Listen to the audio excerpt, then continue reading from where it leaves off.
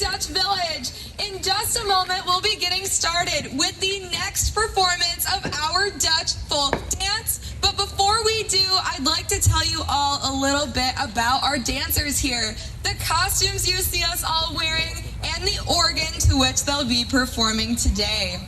Now, the name of our organ is the Golden Angel, or Houten Engel, as it is pronounced in Dutch.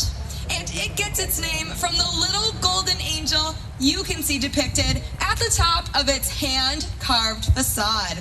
It was originally made in Belgium, then later brought over to the Netherlands, where it was enlarged to its current size.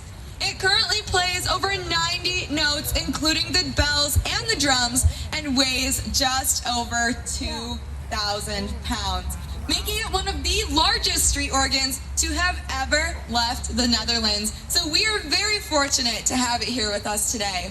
Now, our dancers here are all local area high school students. The costumes you see us all wearing are authentic in style, but are made of a much more lightweight fabric than the heavy wools and heavy cottons traditionally worn in the Netherlands.